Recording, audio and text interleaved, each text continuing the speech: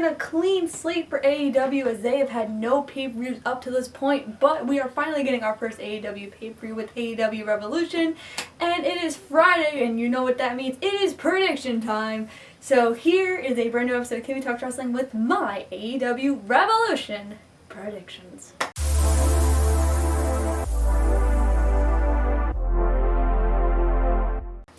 So I'm going to save my Paul White prediction for the end. I feel like it just makes more sense since it's such a big signing. We'll save it to the last thing I'm going to talk about.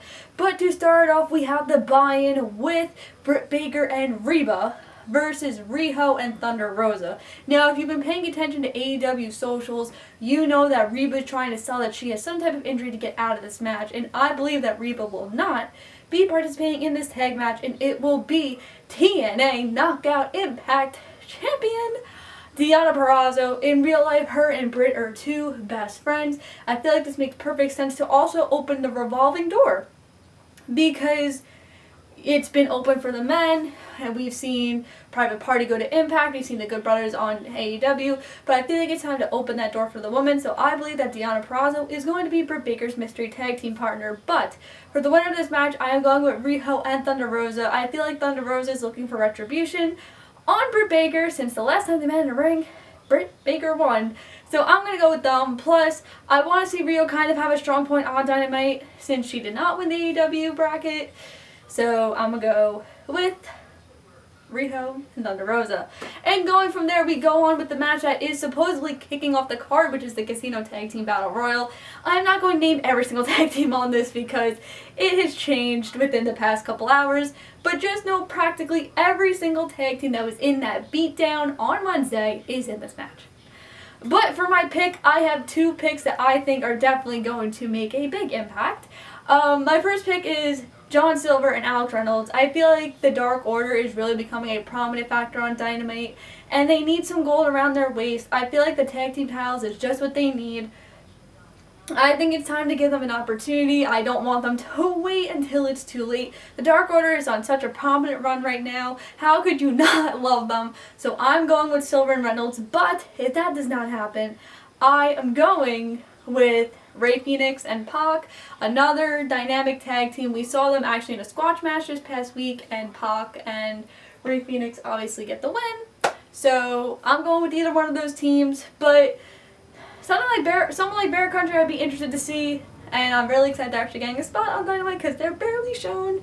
But yeah, also this TBA team, I'm thinking it might be the Good Brothers. Lots of TBAs on the show. Coincidence? I think not. From there, we are going into the match that I am least looking forward to, which is Orange Cassidy and Chuck Taylor versus Kip Sabian and Miro.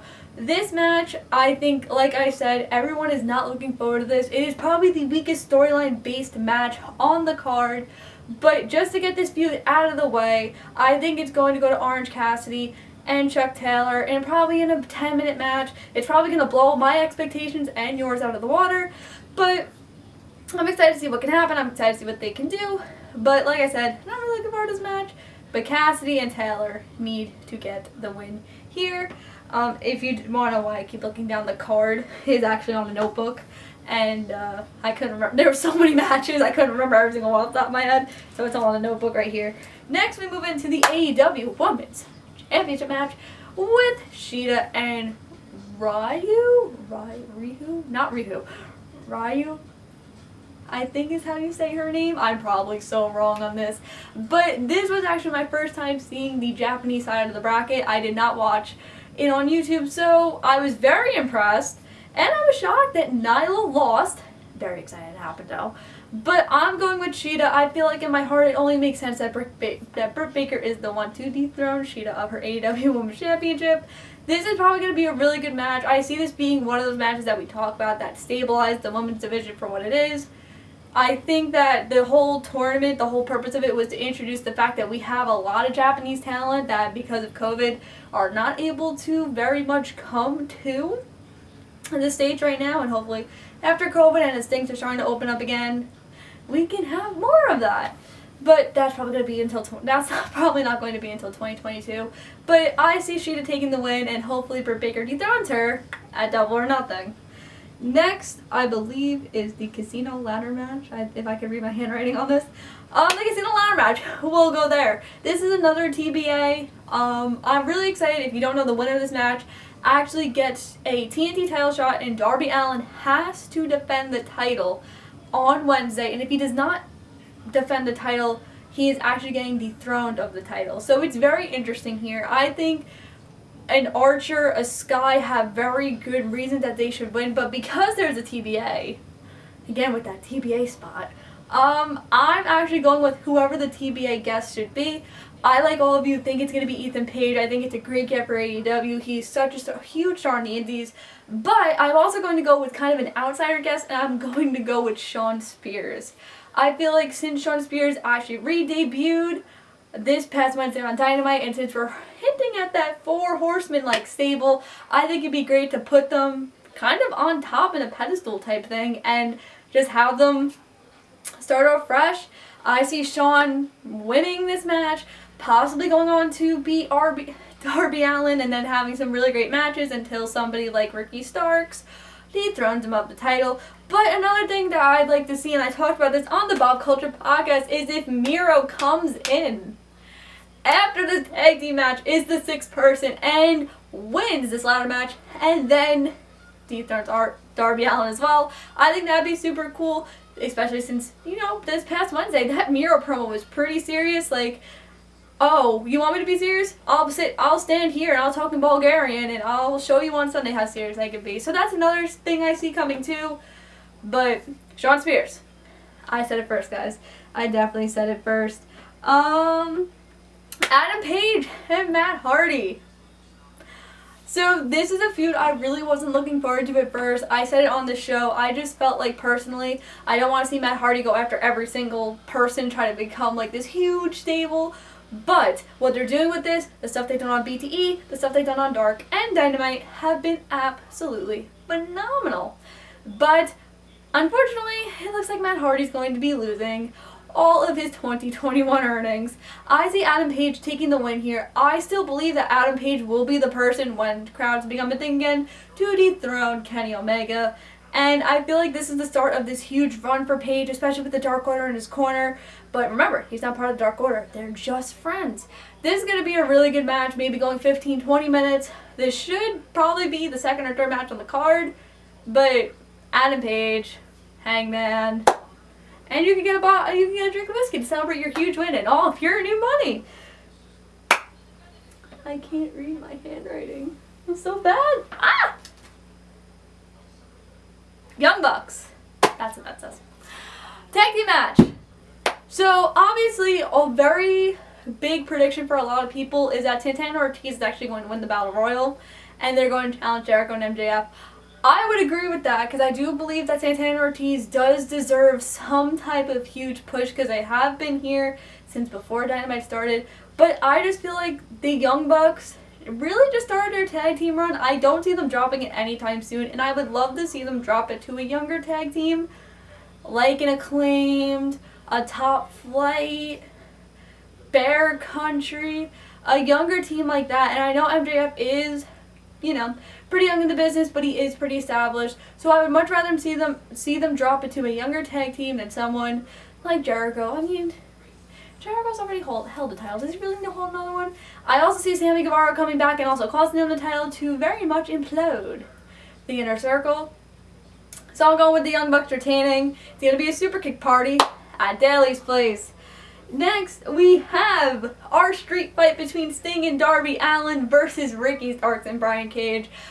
I'm very much looking forward to this match, but I also want to know how cinematic we're going to go. It was rumored when this match was first initially announced, I believe all the way back at the end of January, that this match was pretty much going to be cinematic. But the last couple weeks on Dynamite, we have seen Sting take crazy bumps. He took a powerbomb. This man took a powerbomb, and he has like a serious-ass spinal injury. What is he doing?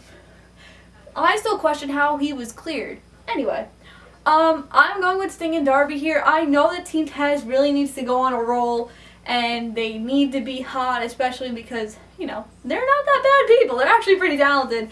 But my thing is, the reason Sting left WWE was because he was so mad about how he was treated. And to me personally, I just feel like Sting did not sign an AEW contract to lose all of his matches.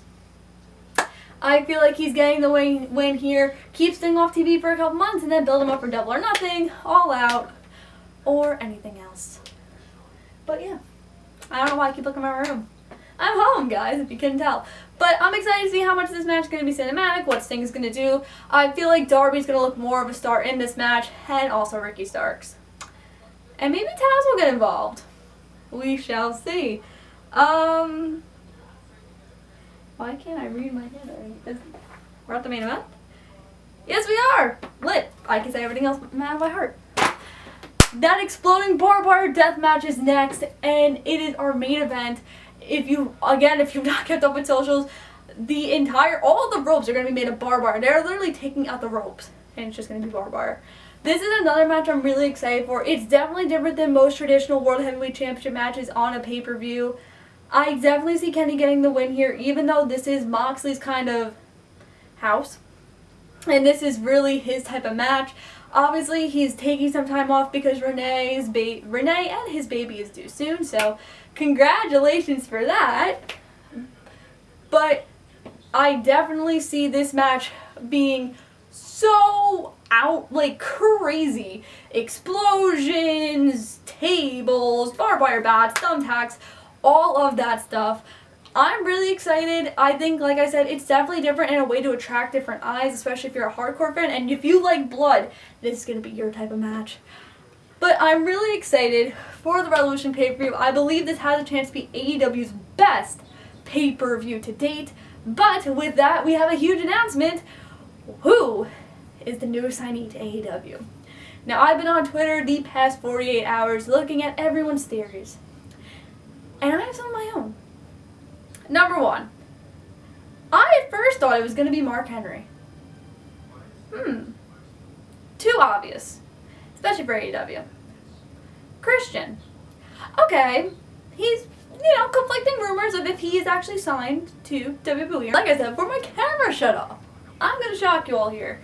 Because I believe that the signee is not a wrestler. I believe that since it was announced and Big Show Paul White sold this as a commentary scoop, I believe it is going to be a commentator. Who it is, I don't know, whether it be Joey Styles, which is the name I saw hinted, or a Jerry Lawler, a JBL, or a Mauro Ranallo.